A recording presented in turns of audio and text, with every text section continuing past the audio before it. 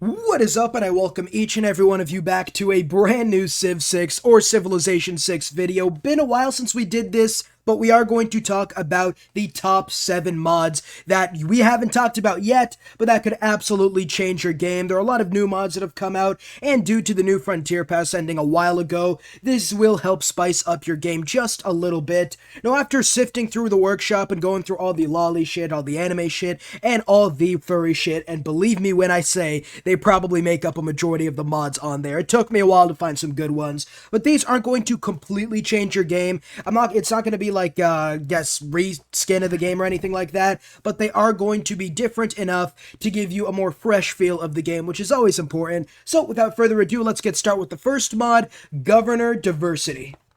The first mod we have, after pressing F11, obviously, to hide my search history, is Harmony and Diversity's Governor Diversity mod. Now, this is part of a bigger mod pack, which just aims on balancing the entire game, which is good and all, but I do want to make more of these videos in the future, because they're fun to make, and also because they usually get a lot of views. But, so I'll talk about the rest of the mods in a future video if you want, but right here, essentially, Governor's Diversity balances everybody. Are you tired of the dominating Pingala in the Governor's panel? Do you want other governors to be useful besides Pingala? Now, I'm not going to read through everything because I literally just did that and cut out and restarted the recording because it took me like 8 minutes to talk about all their abilities. But essentially, everybody's a lot stronger. Magnus is usually used for improving cities' food and production. Liang is really good when increasing production towards wonders and builder charges. Pingala is literally the exact same. You move on. You can obviously pause and read this on your own time if you want. Don't worry, I'll still be here. Reina pretty much gives you a ginormous amount of gold, especially tax collector. 4 gold for each citizen. Ooh, that's the capitalist governor right there. Moksha's a lot better too, allowing you to use your faith to leverage tourism or just go for a super faith type of game. The right side is for tourism, the left side is for faith. Amani just makes it so that spies and getting envoys towards city-states are a lot easier, a lot stronger, and make city-state bonuses a lot better. And then Victor is a really good offensive and defensive governor as he increases your loyalty in all cities, not just that one. And he also gives you extra combat strength for both offense and producing units and strategic resources, and defense by defending everybody. So I've read through everything, and you're more than welcome to do it by yourself. It's super balanced. Like, you know what? I'm actually going to subscribe to this mod right now. Hell yeah, I think I'm going to use this in my future games. This is absolutely super balanced, and it gives something different for every single victory type. Instead of just going Pingala and Magnus for building settlers in the early game, it does allow you to go ahead and, build your strategies depending on what type of game you want to go for. Mansa Musa, you go Reina first, every time. You want to build a religious tourism game, you're playing Russia or something, Canada, Moksha's your first option. You're going to break every single article in the Geneva Protocols and just obliterate the entire world, you're going to want Victor as your first governor. And if you want to pretty much just be a bitch boy and you want to go ahead and make friends with all the city-states, you could go Amani if you want. I suppose that's the best option. But in all likelihood, this is just such a good mod. It's definitely the best mod we're going to talk about. The best game-changing mod we're going to talk about today. It's really good, highly recommended, and it's not going to break the game or anything, not like any of the other mods, so I definitely recommend you to use this mod, just so governors are more than Pingala with a sprinkle of Magnus and Amani here and there. And before we continue, as always, if you've enjoyed, like, subscribe, comment, watch my other videos. We are continuing the Ultimate Civ 6 Challenge later today with a face cam coming out on stream, by the way. 3 p.m. EST, about 3 hours after this video releases, unless my internet decides to start being a bitch again. But aside from that, come, we'll have fun. We'll continue the Civ 6 Ultimate Challenge. If you don't know what that is, it's going to be the hardest challenge of all time.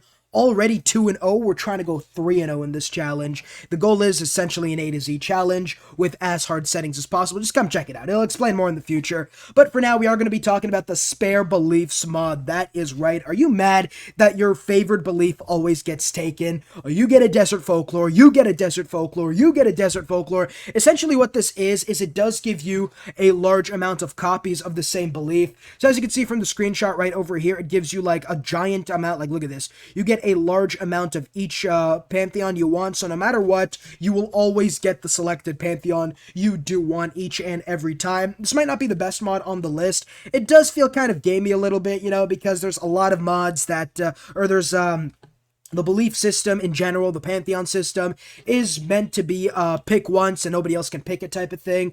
But if you do want to do something like maybe play a specific game, like you want to play Russia Desert Dance of the Aurora, you could just ensure you get that. Or maybe you really like religious settlements like I do and you want that. Personally, this is for you to just kind of more of a casual mod, I would say, allowing you to just sit back, relax, not have to worry about pantheons at all, because there is a giant, like it's pretty much you get a desert folklore, you get a religious settlement, you get whatever you want, essentially. I guess I like how they did that in this mod. That's pretty good. But yeah, essentially, if you do like getting the pantheon you want, good mod for you. Maybe if you're a little competitive, you won't want this, but as a casual player, just trying to have some fun, just trying to relax, this is definitely the mod for you. And next up, we have the removable resources and features. This one's going to be really quick, not going to spend too much time.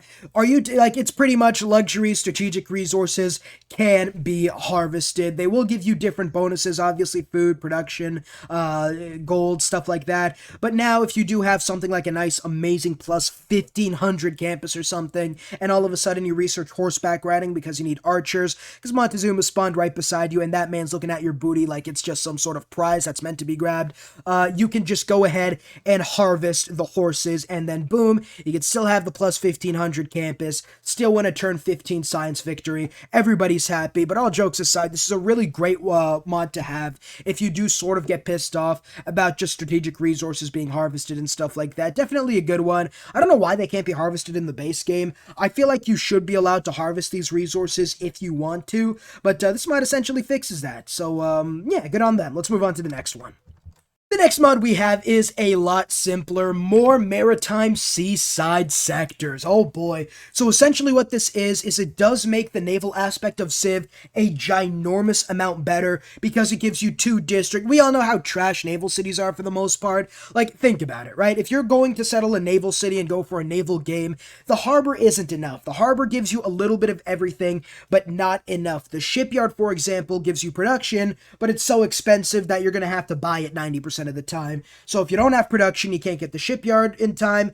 But if you do have production, then the shipyard isn't. Yeah, it just doesn't make sense. But you get 2 districts here, the Arsenal District and the Waterfront District. It's not too big. The Arsenal District gives you military naval facilities, allowing the building of warehouse, dry docks, and naval academies. Essentially, they're just going to make your naval military a lot stronger. Think of, instead of the harbor giving you like production towards ships and experience, it's pretty much the barracks for naval units. I guess I don't have to explain it any more than that. And then the Waterfront District right over here, it increases growth and housing, allows you to get breakwater and boardwalk. It essentially gives you food and growth with a sprinkling of production, allowing you to build a more peaceful coastal city. Because one of the big things about coastal cities, I think, is really multiple reasons. I think all 3 of them, essentially. Number 1, you're not going to have any housing, right? You're not going to be near fresh water or a river or anything like that. If you're near fresh water and on the coast, that's fine, but you're really getting the housing from the fresh water instead of the coast. Number 2, there's absolutely almost no